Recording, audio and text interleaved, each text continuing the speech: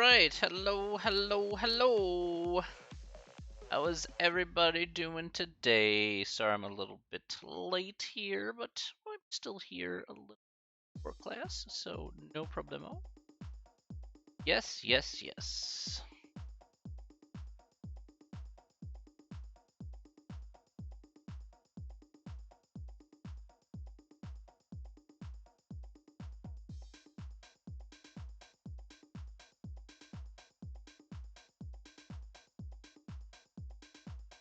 Right, hopefully I'm running at this here. Hey, Anna, good morning to you. Good morning. How are you? I hope you're doing good today, Anna. Okay, perfect. Okay, I did reset it to that, so hopefully this will work slightly about two. All right, perfect. And I hope you're doing good this morning. I hope everything's chill. Hopefully you have some a little tired. Were you up late last night? I was a little I was up late last night, but I was pretty busy doing stuff. I'm doing great, Anna. I'm doing great. I didn't even have time for myself yesterday. I was all over the place, getting some stuff done. 1,000 documents later. I'm very close to being done, but I gotta go one place else to get that done. You weren't up late, so it's weird. Okay, well, you know what? Maybe your body's just trying to tell you, you know what? You need to take a little bit of break, get a little bit more rest in you. That's fair. Megan, good morning to you. Good morning. How are you? I hope you're doing good, Megan. All right. Hope you had a good past couple days there, Megan.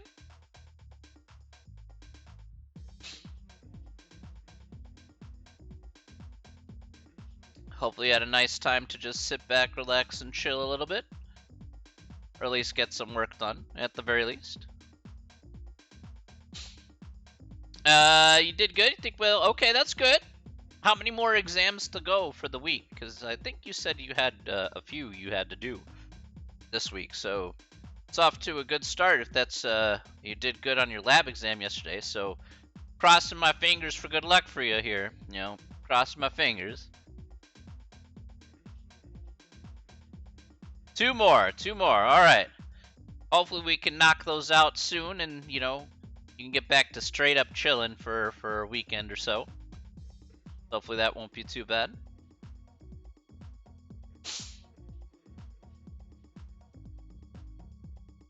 You know, easy time, easy life. That's what it's about.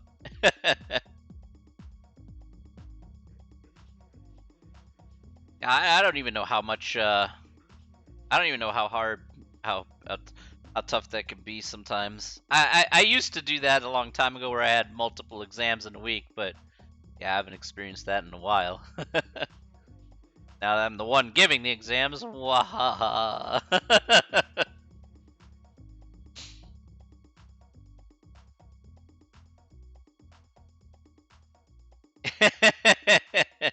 Hey, I remember the days where I was an undergrad and graduate student. I remember those days. It's just been, 20 plus years since I was last an undergrad or grad student. No? I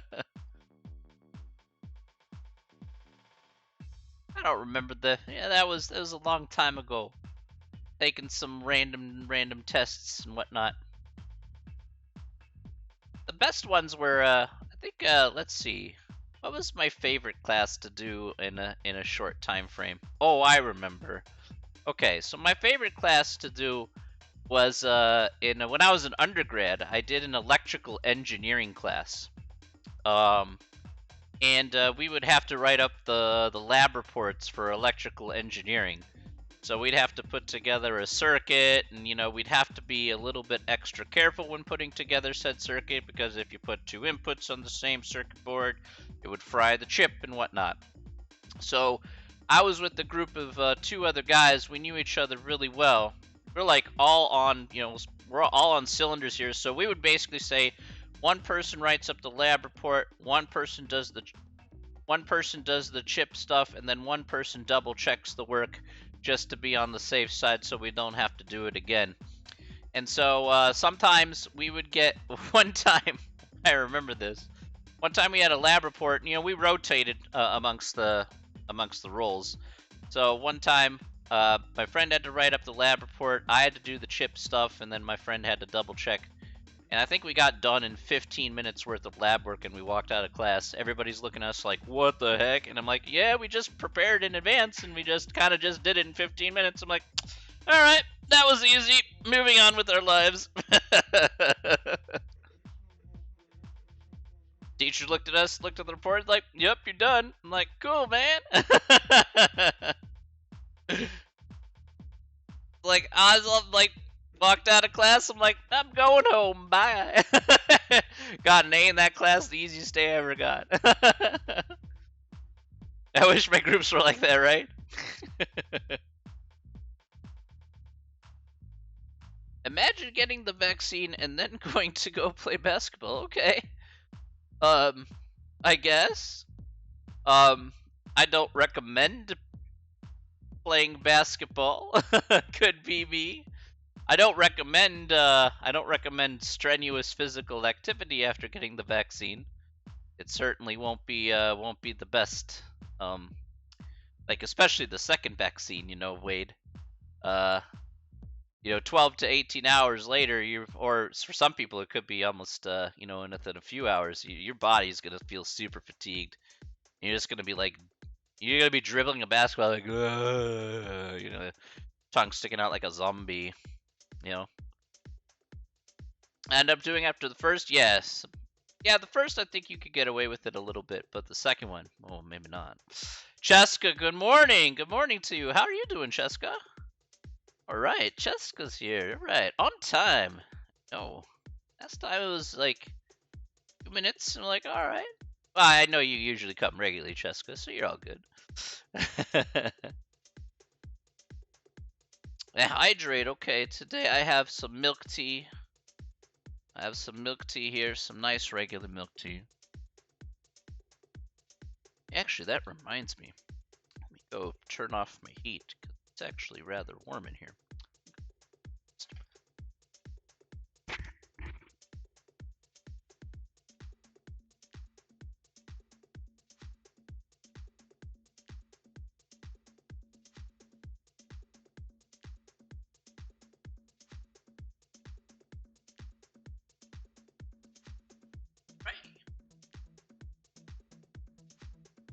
Does milk tea taste like milk? I mean, it has a milk component, but it's like tea and milk put together.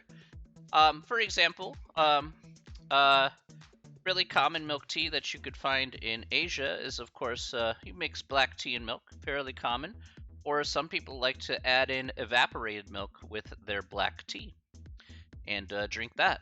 That happens to be very popular for chai, for example. So,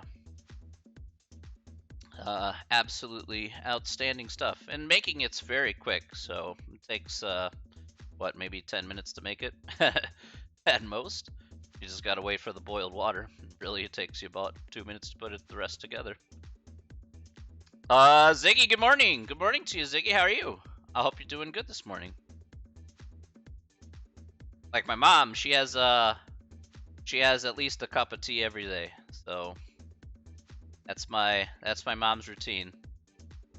Has to have a cup of tea regardless of what day it is. Good, good, good, my friend. Good. Happy things are going well here, Ziggy. I hope that hopefully you got some good plans heading for the weekend. We got some plans we gotta do here today, so Professor Jibs had a new couch because I've never noticed. Also got the HyperX Cloud Stinger. What are my headphones? My headphones are yeah, I do have a HyperX. I have a HyperX. So out. My head. I had the HyperX. So I had the HyperX Cloud 2s before, and then that one broke.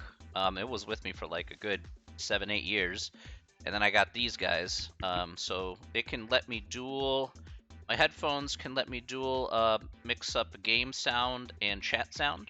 So you can just hit a button and kind of adjust that up and down stuff. It's a little bit of a pain to use, I'll admit. It ain't the easiest to work with, but it's a thing. I hope I didn't mess that up. So once you get used to it, it's not so bad. But you know, you got to work this weekend. That's a bummer, man. But you get the 7.1 surround sound to go with it. So you just push the button. You got 7.1 surround sound. The couch is my old couch. I just cleaned up my couch, bro. You're probably like, yeah.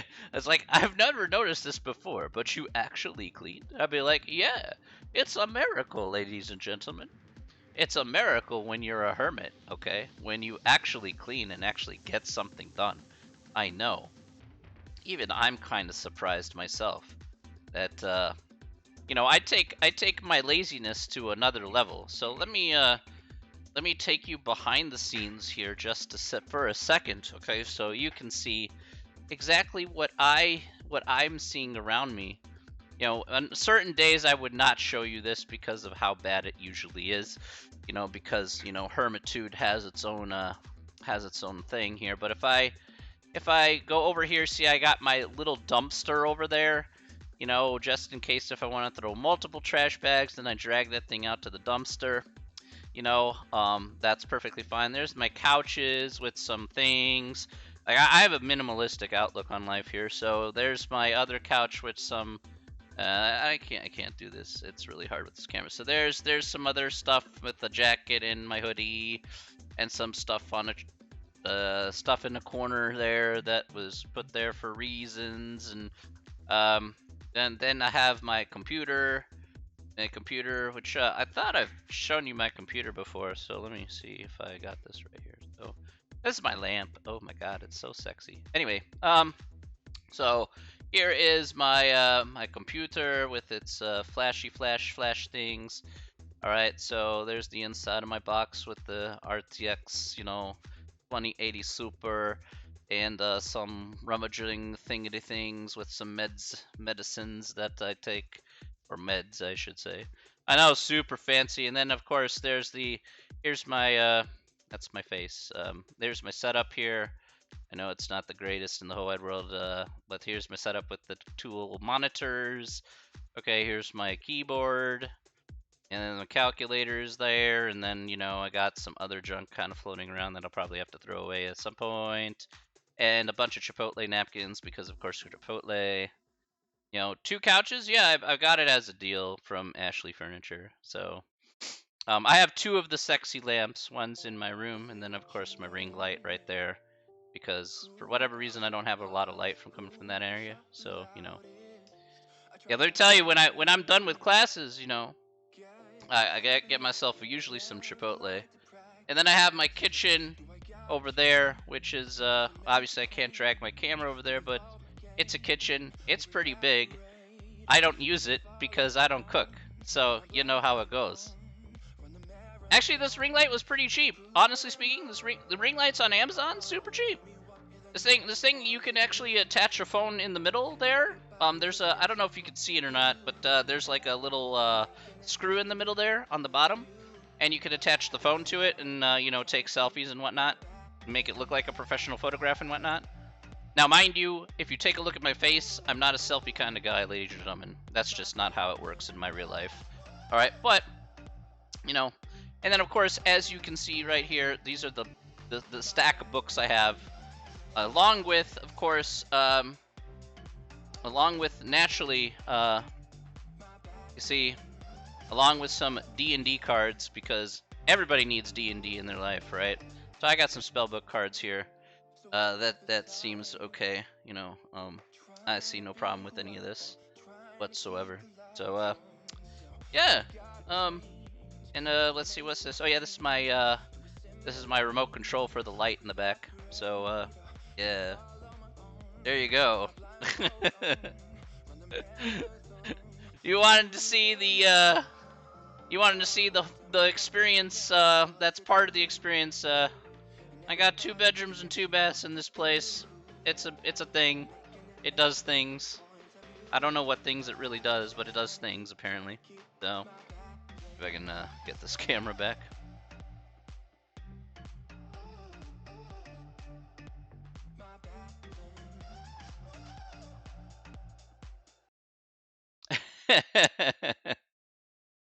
Just as right.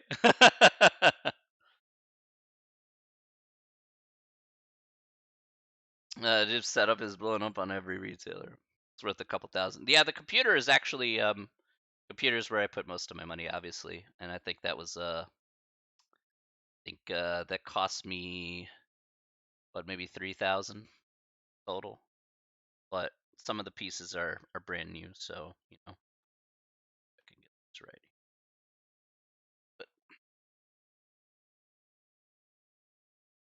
But yeah, that's my front door behind me. So what's worth it or not? You mean the ring light, Megan? I think the FBI open up. Brand new motorcycle for 3,000. Oh man. You know, I guess I could show you guys here really quick. Um Oh, the computer. Yeah, the computer's definitely worth it. Of course. The computer is definitely worth it 100%. It's very hard to find. Yeah, computer parts are really hard to find for up-to-date computer parts. If you want older parts though, however, Athena, you can put together a pretty decent build. My computer is still old in certain areas, so my chip is rather old. Because it's 69 it's a 6970 Kaby Lake, so it's pretty old in comparison to newer chipsets, and same as my gaming board, which is an M70A MSI. So it isn't like some parts are new, some parts are not. So if you get older parts, yeah, that's pretty easy to find on retail still.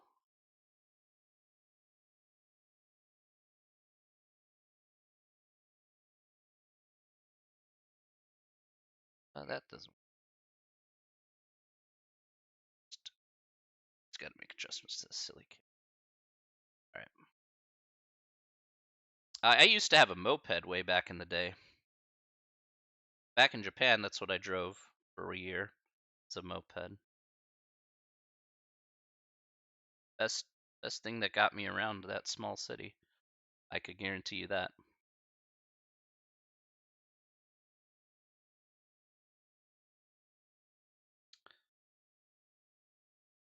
Oh, that shouldn't be on this screen. This needs to be on the other. Oh yes. All right. I can show you guys what I had back in the day. Here, let me show you here really quick. So I had a Honda Sky moped. So this is the moped I used to drive. Yeah, right. Oh, whoops. That was the one of images. So this was the moped I used to drive to and from work to save a little bit of cash. Where in Japan did you live? My first year, Ziggy, I lived in a town called Asahikawa. So my first year I lived in a town called Asahikawa, which is in the middle of Hokkaido in Japan. And then the last 3 years I lived in Tokyo. So but yeah, I used to drive this in Asahikawa to and from work because my school was in the mall. So I went over there, and yeah, it had a 3 liter gas tank. Yes, 3 liters. So, which means sometimes I would have to drive it to a friend's house who was in the next town over. I'd have to stop and get gas, and then go to his place, and then come back and stop and get gas, and then be able to drive home again. It was so silly. But these were nice little bikes. Yeah, so mine kind of looked like this one. It kind of looked like this. It maybe not be 1985-ish, but it would kind of look like this guy.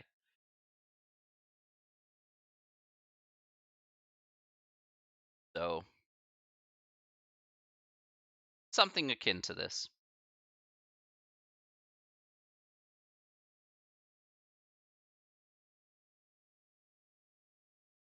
Our gas prices in Japan, they're pretty high. They're pretty high. Like gas is something that even owning a car in Japan is really expensive. So, you know, were you there for Fast and Furious Tokyo Drift? There's one thing I can say about Tokyo Drift. That is kind of realistic because, of course, Fast and the Furious is nowhere close to being realistic. But there is one thing that is true about Tokyo, and that is at night the streets are pretty dead. So to have like a race down the street, yeah, you could possibly get away with that. I mean, there's still cars on the road like taxis and stuff, but the roads are really dead after midnight. Yeah, the traffic is horrendous during the day. So during the day, the traffic is awful. But that's why you don't drive in Tokyo, for example. You never drive in Tokyo. If you want to drive in Tokyo, you can. It's more of a luxury. But if you can avoid it, take the train because literally the train can go anywhere you want in the city. So you're just so much better. Like let me here tell you what. This is some of you may have seen this before, but this is a train map of pretty much most of the stations in Tokyo. And by the way, this is just one company. There are multiple companies that go to multiple places in Tokyo. So this is just one company's train map of where you can go in Tokyo. So it is very large and literally goes anywhere in the city. So do you need to go downtown? Yeah, so the question is, do you need to drive a car to where you need to go? Unless you're going to the boonies, the answer's no. Okay, Tokyo's got literally pretty much every place covered, and you walk out of the train station and walk where you need to go from there. All right, so it's really not too hard to really navigate yourself around. You'll do a lot of walking, sure, but honestly speaking, you'll be close enough to a train station somewhere to find your way back home. And the train stations close around midnight or 1 o'clock, except for New Year's Eve, which in that case it's 24 hours. So that's the only time of year is 24 hours. So um, yeah, that's why the streets die at night because of the fact that there's not a lot of cars at home. Pretty much the whole city decides to go to sleep after like 1 o'clock, 2 o'clock, and then pretty much everybody's in bed by that point. So with the spare car here and there.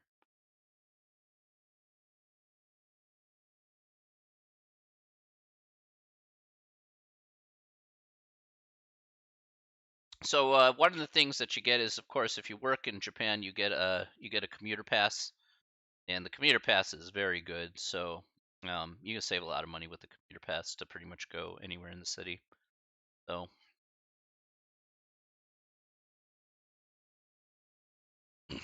you get 30 days worth of train travel on a commuter pass. You pay for 20 of those days. That's how it works. And any station in between your starting station and the ending station, you can get off for free. So any other station outside of that, you of course have to pay for off of your train pass, but it's very good if you are only going between two stations. So where your house is and where your job is, for example. And those stations in between you get for free. Can't really go wrong. So, especially if some of those stations are major stations, well, there you go.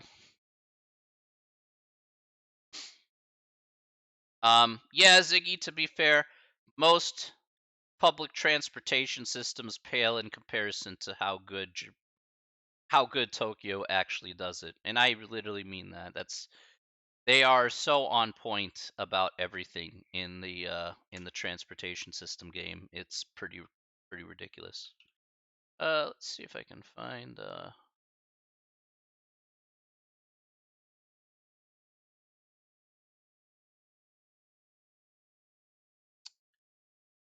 this here. I'm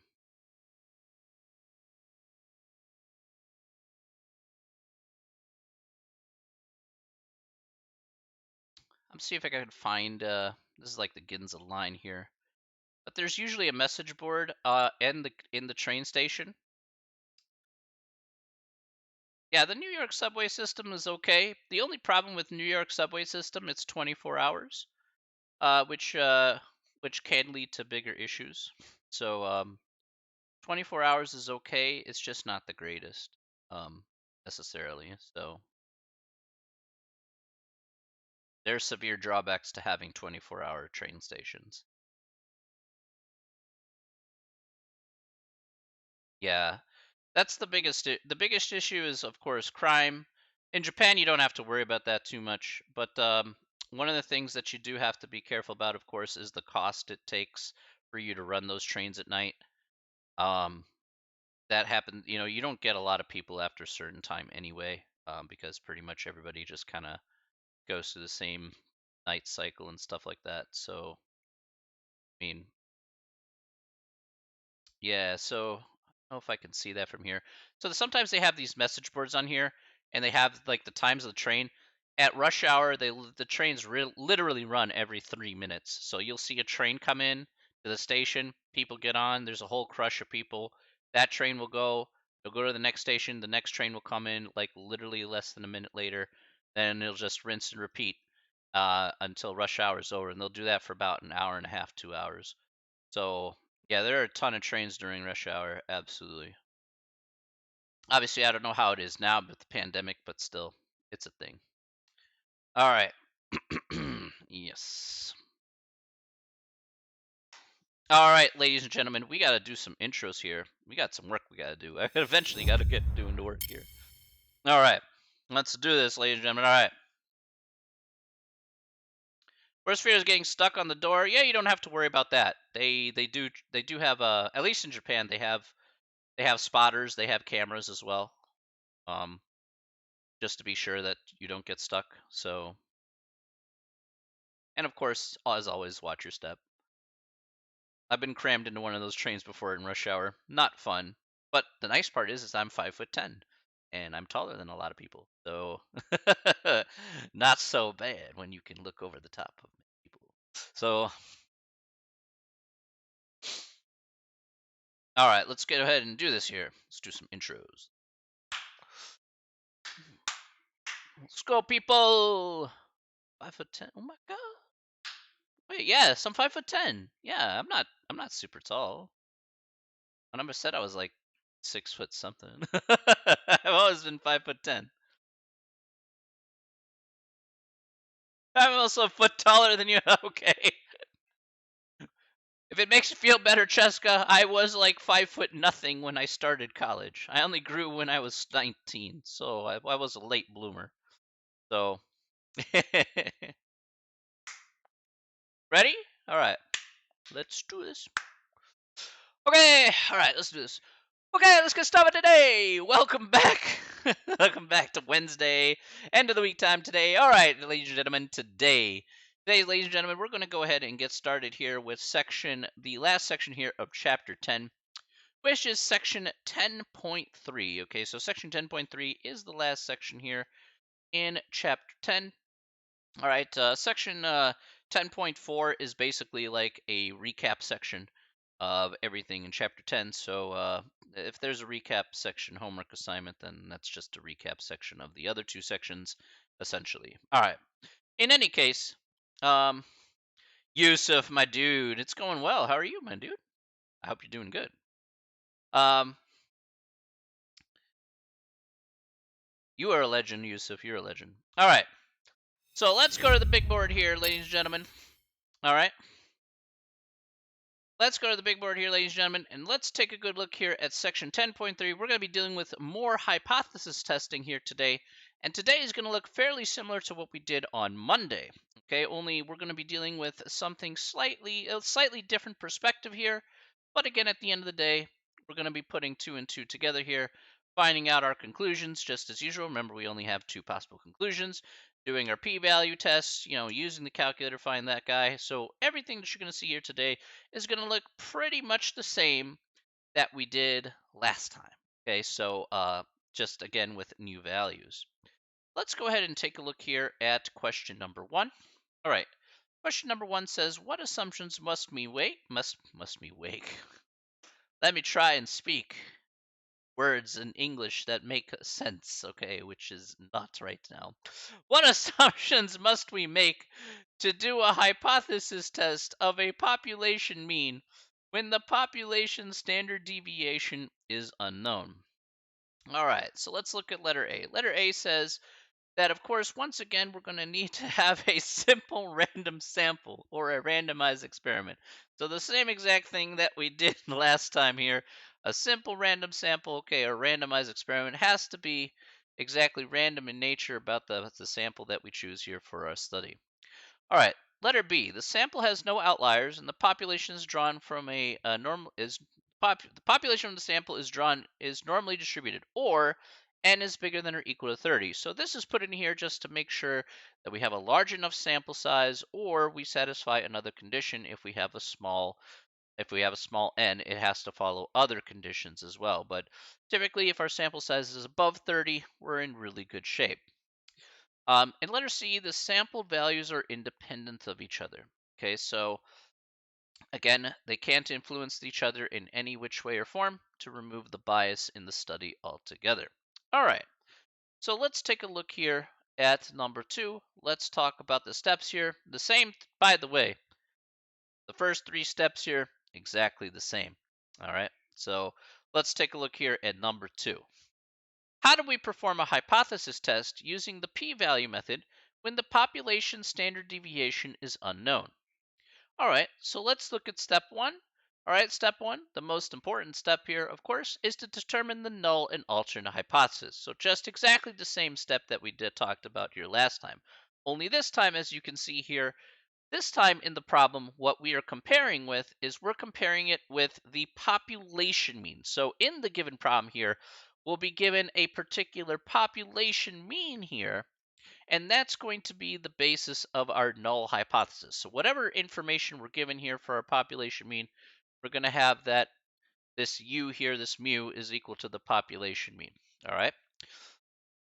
Once again, our alternate hypothesis, which is the claim made by the researcher, could be less than, bigger than, or not equal to. Again, just like it was emphasized here last time, we have to be very careful about the wording in the problem to determine what type of test that we need to make here in this circumstance, which we will identify here in step 2. And as always here, step number 3, we state the level of significance, which is given to us straight up in the problem. No need to find that. That'll just be given to us as just a regular thing. All right.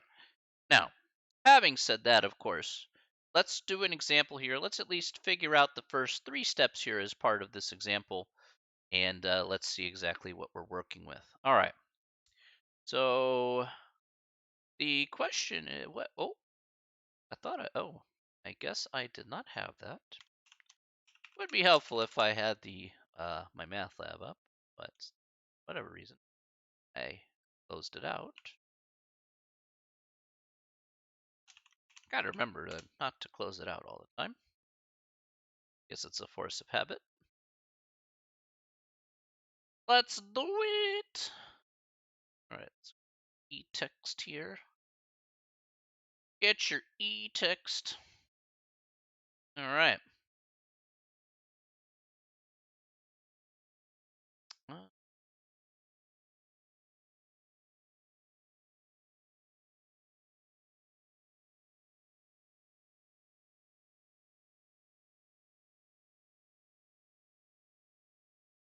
Alrighty. So we're going to look at a example here. We'll go through the steps here on how to, of course, set this up, and we'll see what we get here. All right, so let's go ahead and this over here. We'll make this a bit bigger. There we go. And we got it. Okay. Alrighty. So let's take a good look here at number 13. All right, so let's look at 13 here. It says ready for college. All right, so let's take a good look here. So the ACT is a college entrance exam. ACT has determined that the score of 22 on the math portion of the ACT suggests that the student is ready for college level mathematics. To achieve this goal, the ACT recommends that students take a core curriculum of math courses: Algebra 1, Algebra 2, and Geometry. Suppose a random sample of 200 students who completed this course set of courses results in a mean ACT math score of 22.6 with a standard deviation of 3.9. Do these results suggest that students who complete the core curriculum are ready for college level math? That is, are they scoring above a 22 on the math portion of the ACT? Now, we're going to do letter C here, which is we're going to use the p-value approach here at the 0.05 level of significance to test the hypothesis. All right, so let's go ahead and take a look here at this question. We'll go ahead and start putting these pieces together and at least getting the first 3 steps down before we actually do some more math stuff. So let's go to step 1 here, talking about the null hypothesis. So according to this problem here, what is the null hypothesis? So what is the null hypothesis according to this problem here? What do we see here in this instance?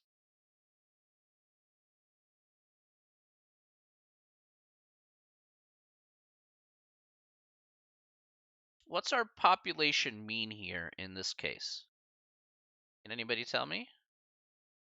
What our null hypothesis here be?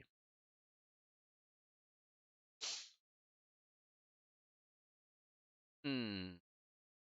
22.6, okay. Remember to read this carefully here. 22.6, all right. So again, we have the population mean here. That's what we want here for the null hypothesis.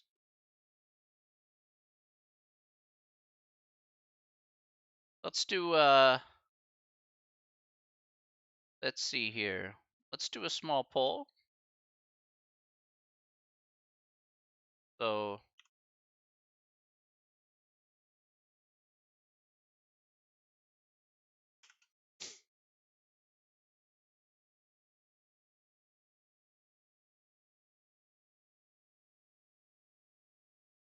a small poll regarding this. All right. All right, let's take a look here. Go ahead and, you guys want to figure out which one it is? One do you think is the null hypothesis here? What does the population mean here? Go ahead and click on the poll up above.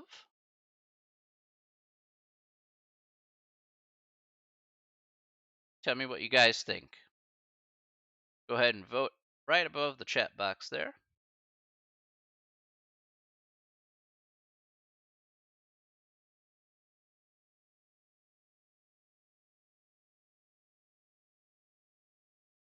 The poll is right up above the chat box there. I don't know. I'm not sure why the poll doesn't go up sometimes. That's something that I have no idea. Maybe that's an API sort of thing. But you told me what you thought there, Ziggy, so that's fair. All right. Oh, you got it. All right. All right. So 5 people say that the null hypothesis is 22.6. Let's go over the real answer. So the answer is going to be, the answer is 22. The answer is not 22.6, but the actual answer here is 22. All right. Now, I'm glad I'm asking this question here. So, unfortunately, nobody got it right. I know that's a little frustrating, but let's read this off carefully. Remember, this says that it's the population mean. So this is for everybody involved. So as it says here in 13, the ACT has determined that a score of 22 on the math portion says you're college level ready. All right, so that means that the population mean should be 22 to be college level ready. If you take a look carefully, it says in the random sample, the average score was 22.6. Okay, so it says in the sample, that's 22.6. So that doesn't reflect the population. That reflects that sample of 200 students. Okay, so that's the difference between, so this is where you kind of read things very carefully here. That's the difference between why 22 is the population mean and why it's not 22.6, is that the contexts are different. 22 reflecting everyone, but 22.6 only reflecting those 200 students that we chose as being part of our study. Okay, yes, it's a little tough. To be fair, Feiner, you're absolutely correct. All right, I totally agree with that. It is a little bit tough, but once you get that down, it's not so bad. So again, read that problem carefully. We'll have that there. All right. Well, now that we have that, let's move on here to the next part. Let's move on to the alternate hypothesis. What is the alternate hypothesis here?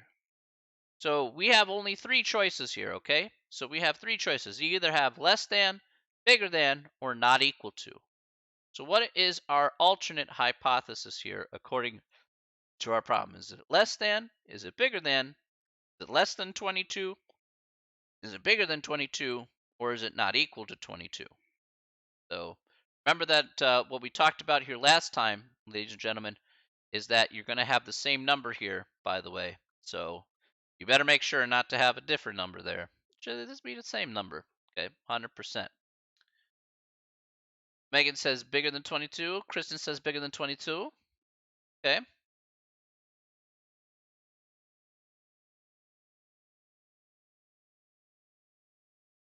Bigger than 22. Okay, so everybody says bigger than 22. Now, why do you say it's bigger than 22? What's the key word there that's telling you it's bigger than 22? What's the tip off for you here saying, hey, so I'm going to agree with your answer there, everyone. Absolutely 100% correct. But what's the tip off for you to say that it's bigger than 22? All right. Correct. All right. Very good, everybody. That's right. So it does say specifically here above, right? Absolutely right. So are they scoring above a 22 on the math portion of the ACT? So as we know, we see that word above or increase or whatever, bigger than. All right, we know that it's going to be bigger than. We know it's going to be that guy right there. Perfect. Nice job, everybody. That is correct. All right, let's move to step 2 here. I believe this was answered. What type of test we got here? We have left, right, or two-tail.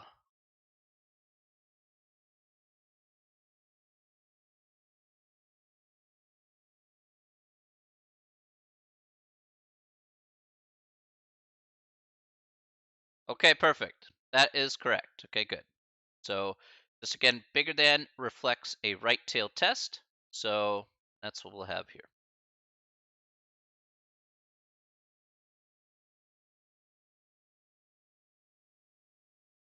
All right. Nice job, everybody. All right. So far, so good. Step 3 here is just our level of significance. Again, that's just given to us here in the problem as 0.05. We'll just go ahead and write that in. No problem. All right. Easy peasy. Okay. Seems fair. Okay, so those are the first 3 steps done and dusted. Okay, let's move on here to the next step here. So we're gonna come back and use these here in just a second, but let's at least state the next step, and we'll come back to that problem. All right, so the next 3 steps here are the same 3 steps we discussed here last time. Only again, what's going to be the difference here? The difference here, of course, is going to be the test statistic, which is going to have a different formula, as you see here on the screen. And we're going to have, of course, find a p-value here, which we're going to use a different calculator function compared to what we did last time. The actual comparison here, so the last step here, is going to be pretty much the same comparison we did last time. We'll get to that here once we take a look here at the test stat and step 5. So I'll do the test stat here first at the very least. So here's the formula here for the test stat. Again, just making sure we cover our bases. Make sure you write this down in case if the problem does ask you to write out the test stat in some regard. Once again, though, we're going to find the test stat to go along with the p-value here simultaneously. Now, as you can see here, the test stat is equal to the sample mean minus the population mean divided by the sample standard deviation divided by the square root of the sample size. So in this case here, we will need to write down some information in order to put this together. So let's go ahead and do that right now. So we have the sample mean here. So let's take a look at our guys here for a really quick second. So our sample mean here of our 200 students here is going to be 22.6. All right, so that's our sample mean. Our sample, our sorry, population standard deviation is 22, so we're fine there. That's what we got from the first part. We have our sample standard deviation here, which is given to us as 3.9, again, directly in the problem. And our sample size here is equal to 200. Okay, since we sampled 200 students, there we go. Now we have all the pieces. Now what we got to do is just plop them in place and then just see what we get here once we start putting that together. So let's go ahead and write this down at the very least. So here we have 22.6 minus 22. Actually, you know what? Let me write that on a separate line. Put that on a separate line.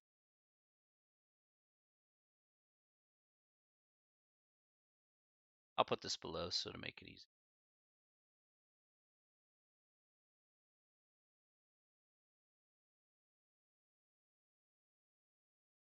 Okay, so the test stat here is equal to 22.6 minus 22 divided by 3.9 divided by the square root of 200. Again, just like we talked about here last section, you don't need to bip bop boop in the calculator. You can if you want, but it's really not all that necessary since we'll find out what this is equal to at the same time we find the p-value. It is important though to note we will need these values here in order to find the p-value, so please make sure you have this at least listed on your sheet of paper or at least on a separate sheet of paper so you can plug those in appropriately. All right. Let's move over here to step 5. Okay, so step 5 here, let's move on to the next part, is going to be we're going to use the calculator here to determine the p-value. And the type of test we're going to use is the t-test here. I'm going to use the t-distribution here in this instance in order to solve for these type of problems. All right, so when the population standard deviation is unknown. All right, so let's take out the calculator here for step 5, and we're going to find the p-value along with the test statistic at the same time. I'm going to see exactly what we come out with. All right, so first things first here. Actually, I'll give you guys a few seconds to kind of grab your calculator. If you don't have that in front of you, make sure you grab that, take that out. Hopefully that'll be okay. Got stuff going on there. Alrighty, good stuff. Let's go ahead and hit the stat key here. We're going to go over to tests, and we're going to go to number 2, which says t-test. So again, number 2, which says t-test. Okay. So let's go ahead and hit enter on that. And again, what we want to do here is we want to go over to stats, as we do have some stats here that we want to reflect. So let's put down some stats here. Again, we're just going to plug in all the values that we see that we have here from our little list here in step number 4. So first of all, our population mean needs to go up top. So that's going to be 22. Okay, so that's from our first number there. We have our sample mean here. Our sample mean here is going to be 22.6. Our sample standard deviation will be 3.9. And our sample size here will be 200. Okay, so those are the first 4 numbers that need to go in appropriately. Finally, just like we did last time, knowing the type of test is equally as important. So of course we reserve that for this part here as part of our finding the p-value. Again, just like we had here for our last test, which was the one prop z test, the same thing, same in order. We had the two tail, left tail, and right tail tests is what these 3 guys represent. So we have a right tail test, and we're going to highlight that last guy there and hit enter. All right, and we're just going to go down to calculate, and let's see what we get. Okay. Alrighty, so really quick here, I would like you guys to type done in the chat if you got the same numbers that I did here on the screen. So please type done in the chat if you got the same numbers that I did on the screen.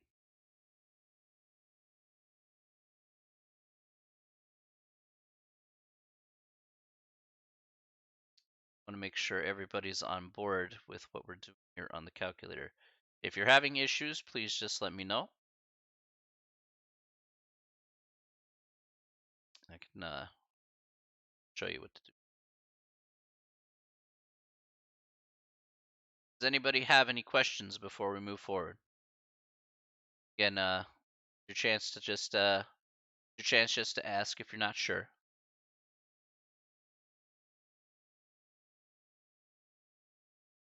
Nope. Okay. All right, so I'm going to move forward from here. But again, if people having calculator issues, let me know. All right. In any case, let's go ahead and find the p-value here. So the p-value here and the test stat, let's at least look at the test stat here first.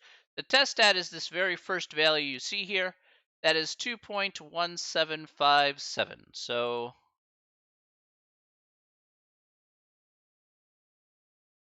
that's going to be our test stat given to us here. And our p-value here is given to us here as 0.0154. Okay. So that's our test stat, right? That's our test stat and our p-value here appropriately. Okay. Got those numbers there. Perfect. Okay, that's exactly what we wanted to have happen. Now, the rest of the numbers, don't worry about it. Those are things that you've already entered in, so those things you don't need to worry about. Now, let's look at the last step here as part of this process, which is the same last step that we had last time. We're now comparing the p-value here to the level of significance that we had stated here in step number 3. So in this case here, again, same thing applies. If the p-value is less than the level of significance, we will reject the null hypothesis and accept the alternate. Otherwise, we'll accept the null hypothesis and reject the alternate if it is no. So again, we're going to ask ourselves the same similar yes or no question that we discussed here last time in our previous examples, and that is the p-value less than the level of significance? So according to what we have here for our numbers, is the p-value 0.0154, is that less than the level of significance given to us here in step 3, which was 0.05. So this is again a yes or no question here. Is 0.0154 less than 0.05, yes or no?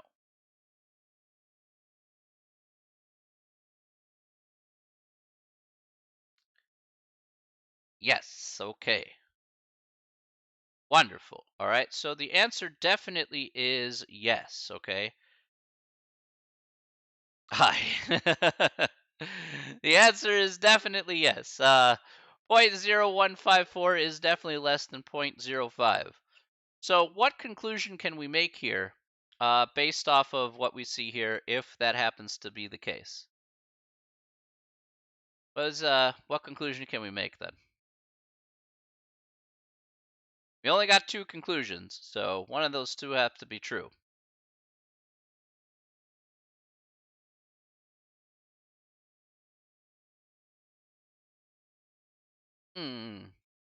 Take a look on the left, guys. What conclusion can we make here?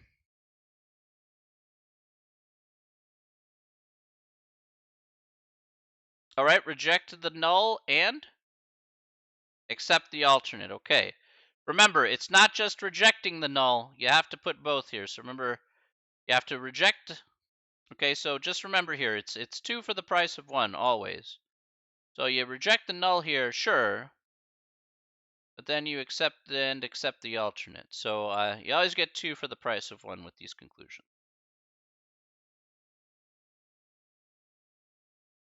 All right, perfect. Very nice. All right, so reject the null and accept the alternate. There you go. And that's your final answer for this problem.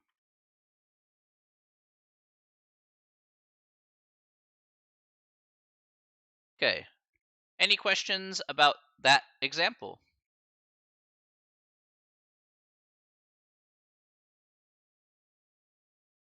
Yes, that's correct, Ziggy. Okay. All right, cool. Okay, let's do one more example here. All right, I think that's fine.